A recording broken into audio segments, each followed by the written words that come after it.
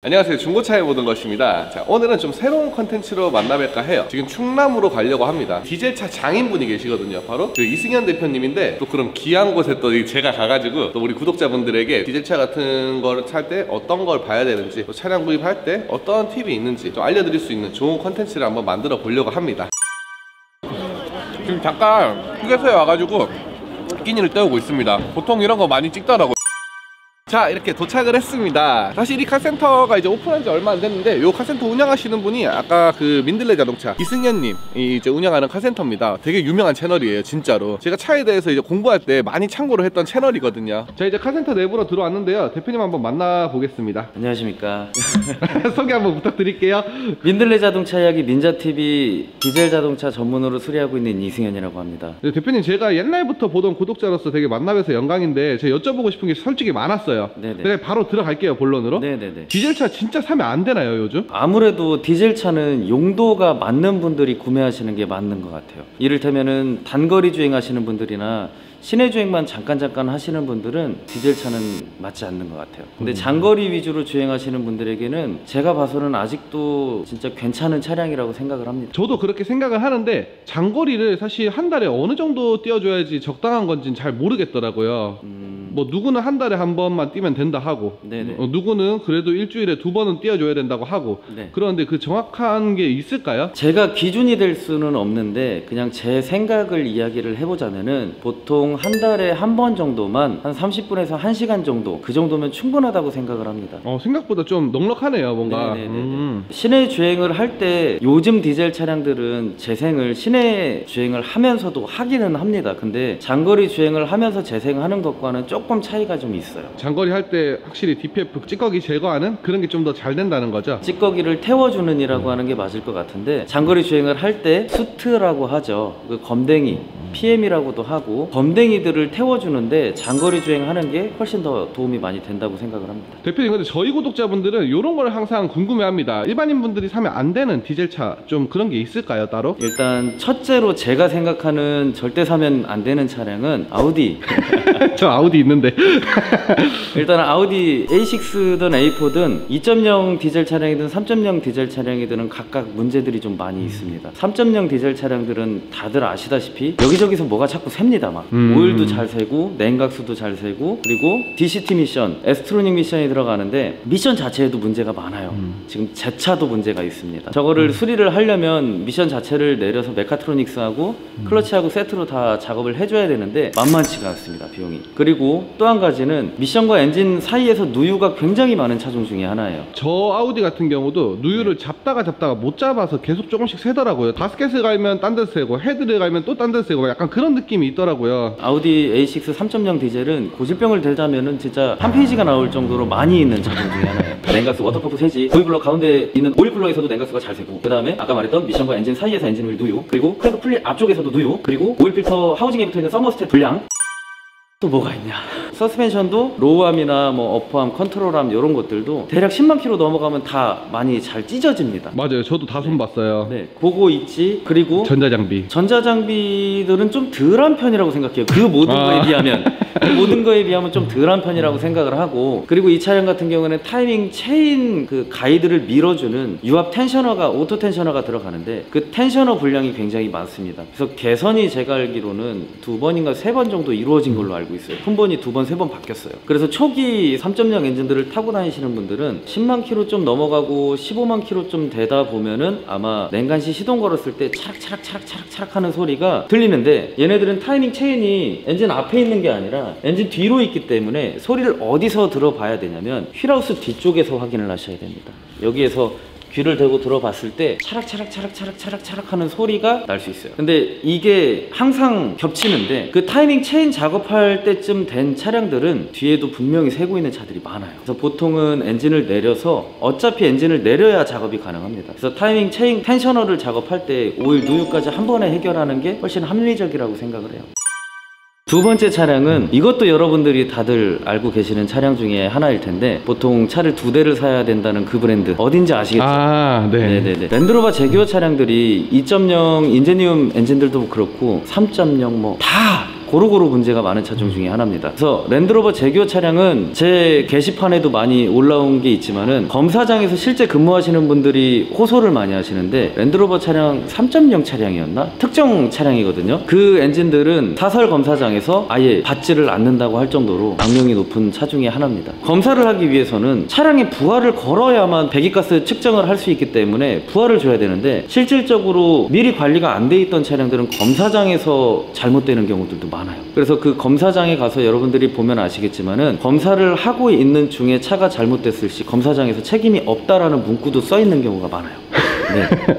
그렇기 때문에 사전에 검사를 들어가기 위해서 냉각수 체크하고 엔진오일 체크 정도는 무조건 하고 들어가셔야 됩니다. 검사장에서 차량이 잘못돼 버리면은 도움 받을 길이 없어요. 랜드로버는 진짜 10만 전에 저희 중고차 매물 나와 있는 거 보면 엔진 교체해놨다 이런 얘기가 되게 많거든요. 근데 그만큼 교체할 일이 많았다는 것 같아요. 엔진뿐만 아니라 많습니다. 제가 생각하는 거예요. 다른 분들의 의견은 다를 수 있습니다. 제가 생각하는 랜드로버 제규어는 중고차로 안 사시는 게 현명할 것 같습니다. 그리고 세 번째는 제 채널에도 나와 있는 영상 중에 하나인데 국산차 R엔진 중에 다 해당이 되는 게 아니에요. R엔진 중에 13년식에서 약 14년, 15년 사이쯤 저압 EGR이 적용돼 있던 차량들이 있었습니다. 저압 EGR? 네, 저압 EGR. 고압 EGR도 따로 있고 저압 EGR도 따로 있어요. 이 EGR이라고 하는 거는 배기가스 재순환 장치입니다. 배기가스를 재순환시켜서 흡기 쪽으로 다시 넣어주는 구조인데 사람으로 치자면은 뒤로 나가는 가스를 목으로 삽입을 시켜주는 거라고 보시면 돼요. 그래서 여러분들 보면 흡기 매니폴드 쪽에 카본 누적이 되는 게 배기가스 재순환이 되어서 온 입자상 물질들과 그리고 증기가스, 블로바이 가스가 서로 만나서 떡이 져버리는 거거든요. 예를 들면은 우리 왜 통닭집이나 고깃집 가보면 환풍기로 증기가스가 올라가서 모여서 다시 오일이 돼서 떨어지는 걸 본 적이 있을 거예요. 맞아요. 똑같은 원리입니다. 그 증기가스와 매연이 합쳐져서 그렇게 카본 슬러지가 되는 건데 그 카본 슬러지가 많은 차량들도 있고 적은 차량들도 있어요. 근데 중요한 건 그게 아니라 이 저압 EGR 달린 차종은 사실 다 해당이 되는 내용이에요. 근데 유독 R엔진들에서 문제가 많기 때문에 투싼 IX, 스포티 GR, 소렌토 R, 산타페 TM 13년식에서 15년식 정도 되는 저압 EGR이 적용된 차는 웬만하면 피하는 게 좋습니다. 그 이유는 이 DPF를 하나 예를 들면 좋을 것 같은데 지금 그 차량에 DPF가 없어서 예를 들자면은 엔진에서 생성된 배기가스가 터보차저를 통해서 이 입구로 이렇게 들어오게 되고 DOC 촉매를 거치고 여기 지금 색깔이 다른 게 보이시죠? 네. 여기는 DOC 촉매고 여기가 DPF 필터예요.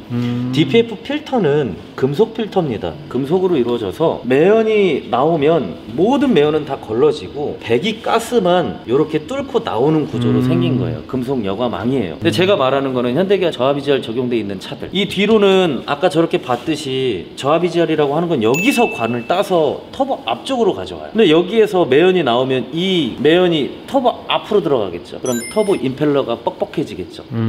그래서 터보부터 시작해서 터보가 망가져서 쇳가루가 발생이 되면 그 오일 라인을 타고 엔진까지 잡아먹는 네. 아주 무서운 차종 중에 하나입니다. 현대기아에 적용된 저압 EGR은 요거예요. 아주 단순해요. 그냥 이 밸브가 막고 있다가 열립니다. 이렇게. 이 밸브가 이렇게 열리면 이 가스가 이 안으로 통과돼서 들어갈 수 있는 거예요. 그리고 얘는 진공 제어를 합니다. 솔 밸브가. 얘도 마찬가지로 저압 EGR 방식은 똑같아요. 얘는 차종이 뭐죠? 아우디 폭스바겐 계열 2.0 디젤에 들어가는 차종 중에 하나입니다. 탑4는 이거네요. 이거 좀 이따 제가 알려드릴게요. 네. 예를 들자면은 이런 관으로 이렇게 삽입이 돼서 들어가요. 이 흡기 쪽으로 이렇게. 그러면 이 터보 차저가 망실되는 경우가 생기고 터보만 고장 나면은 거기서 다행인데 엔진까지도 잡아먹은 사례가 몇 건 있었어요. 몇 건. 그때는 제가 홍성에서 근무할 때 보령에서 손님이 오셨는데 센터 들어가서 엔진까지 다 교환을 하고 터보 교환하고 엔진 교환하고 이렇게 오셨어요. 근데 또 문제가 생겼어. DPF를 해결하지 않았기 때문에 고스란히 매연이 또 들어오고 있기 때문에 그 차량은 DPF 쪽 경고등을 띄우고 또 터보가 고장 날 뻔했던 그런 상황이었어요. 그러니까 메인은 DPF를 먼저 점검을 했어야 된다는 거네요. 그쵸? 저압 EGR이 적용이 돼 있는 네. 차량들은 이 가루들이 터보차저 흡기 쪽으로 들어가서 문제가 생긴 경우였습니다. 자, 그리고 원래 탑3까지만 하려고 했는데 탑4 번외로 하나 더 알려드리자면은 폭스바겐 아우디 계열 2.0 7세대 디젤 엔진에서 미립차 필터 기능 장애 그런 경고등이 들어오는 경우들이 있는데 그 대부분 아우디 폭스바겐 계열들은 저는 좀 이상하다고 생각을 하는 게 요소수 분사 시스템을 DPF 후에다 달아놓는 게 대부분 일반적이에요. 요소수라는 거는 불순물이 생길 수밖에 없거든요. 이겁니다. 이게 요소수를 제작하는 과정에서 아래쪽에 남아있는 찌꺼기들 요런 것들이 쌓이게 되면서 그렇게 딱딱하게 석회처럼 굳어버리는 거예요. 석회처럼 굳어있는 것들은 뜨거운 물로 녹습니다. 그러니까 저런 것들이 DPF 후단에 달려있는 게 맞지 않을까 조심스럽게 생각을 해요. 왜냐면 전단에 있으면 저 DPF 필터를 막을 수도 있잖아요. 네네, 그쵸. 아무리 뜨거워지면서 재생을 한다고 해도. 그래서 저거를 통과해서 마찬가지로 DPF 후단에 저압 EGR이라고 하는 애가 달려있는데, 얘는 저압 EGR 쿨러, 얘는 저압 EGR이에요. 근데 뭐가 문제가 되냐면 바로 이 저압 EGR 쿨러 부분입니다. 막힌 거 보여요? 네. 지금 뭐가 많이 있네요. 찌꺼기들이 되게 많죠. 약간 누유 비슷한 그 약간 기름 자국도 있고요. 네네네. 이런 물질들이 DPF 뒤에서 나와버리는 거예요. 그러니까 그런 상황 같은 경우에는 DPF 클리닝만 해도 해결이 안 됩니다. 얘도 같이 작업을 해줘야 돼요. 이게 고질병이에요. 근데 이 폭스바겐 아우디 계열 2.0 엔진들은 DPF 내리는 게 쉽지 않습니다. 그 6세대까지도 쉽지 않았는데 더 어려워졌어요. DPF가 저렇게 디귿자로 만들어져서 나옵니다. 모든 DPF는 일자 방향으로 생긴 것들은 탈거가 그렇게 어렵지 않은데, 저렇게 디귿자로 생긴 것들은 다 탈부착이 좀 어려워요. 근데 폭스바겐 아우디가 뭘 하나 하려고 하면 정비가 좀 용이성이 없는 것 같아요. 아우디 폭스바겐 계열은 정비사들에 따라서 엔진을 내려서 저 DPF 클리닝을 하는 경우들도 많아요. 어떤 방법을 선택하더라도 그건 정비사의 몫이지 이게 맞다 저게 맞다 이런 거는 없는 것 같습니다. 대표님, 그러면 디젤차를 보러 갔을 때 주로 이제 어떤 거를 봐야 될까요? 좀 엔진 상태 좋은 걸 고르고 싶다 하시는 분들이 참고할 만한 거 있을까요? 저는 연식하고 키로수는 별로 그렇게 중요하지 않다고 생각하는 사람 중에 하나인데, 관리를 잘한 차종이면 키로수가 많아도 크게 상관이 없다고 생각을 해요. 아까 그 탑4 빼고 보통은 디젤차를 사러 갔을 때 아까도 말씀드렸지만 제일 중요한 게 머플러입니다. 이거는 제가 실제로 중고차를 사러 가서도 무조건 찔러보고 사거든요. 여기 혹시 중고차의 모든 것님이 있어서 이런 얘기를 하면 될지는 모르겠지만, 저는 좋아요. 구독자분들이 도움만 얻으면 됩니다. 요런 데를 이렇게만 해서 확인하지 마시고 흑연을 랜턴을 비춰보세요. 속에까지는 못 닦습니다. 이거 찔러서 이제 했을 때 까만색이 묻어서 나오긴 나오잖아요. 조금은. 네. 아예 안 나오진 않더라고요. 어느 정도 나오면 심각한 건가요? 지문이 완전히 덮일 만큼의 상태인데 그 정도만 아니면 상관은 없습니다. 상관은 없는데, 다만 어차피 내가 중고차를 구하는 입장이라고 한다면 최대한 안 나오는 걸 고르시는 게 맞아요. 이거 동일 모델 몇 대만 찔러보면 다 바로 나옵니다. 그 다음은 이제 인터넷에 퍼져 있는 것 중에 흔히 오일캡을 시동이 걸린 상태로 열어보라고 말을 합니다. 그럼 여기서 엔진 블로바이 가스가 이렇게 통통통통통통 나오는데, 이거는 사실 안 나오는 차들은 없다고 봐도 돼요. 근데 그 정도에 따라서 심한 건지 안 심한 건지를 판단을 해야 되는데, 그거 일반인들은 절대로 할 수가 없습니다. 그 정비하시는 분들도 쉽지 않은 분야이기 때문에 블로바이 가스가 규칙적으로 텅텅텅텅텅텅 하고 올라오는지, 텅텅텅텅텅텅텅텅 이렇게 올라오는지, 규칙적인 차들은 괜찮다고 봐도 돼요. 대표님, 그럼 벤츠, BM, 아우디 이런 것들 중에서는 네. 뭐 어떤 게 제일 타기 좋은 거예요? 질문이 좀 바뀌어야 될 것 같아요. 이게 궁금하신 거잖아요. 지금 수입차에 대한 유지 비용이 좀 괜찮은 차량들. 그렇죠. 곧 죽어도 수입차 타야 된다 이런 생각을 가진 분들도 사실 많아요. 네네. 그렇기 때문에 그분들을 좀 도와주자는 거죠. 그렇게 따지면은 선택지는 딱 정해져 있어요. 벤츠, BM, 아우디, 폭스바겐 이 계열 중에서 고르시면 될 것 같습니다. 그 이유가 아주 간단하고 단순한데요. 보통 벤비아라고 하잖아요. 독삼사는 타는 사람이 많아서 애프터마켓 시장도 활성화가 잘 돼 있고 부품 가격도 생각보다 저렴한 것들도 많이 있어요. 근데 좀 다른 메이커들 있죠. 미국 차들, 일본 차들, 프랑스 차들, 이런 차들은 애프터마켓 시장도 활성화가 많이 안 돼 있을 뿐더러 부품 가격이 상상을 초월하는 경우가 많습니다. 그래서 만약에 곧 죽어도 수입차를 타야 되겠다, 근데 조금 더 합리적으로 유지를 하고 싶다 하면은 벤비아가 최고입니다.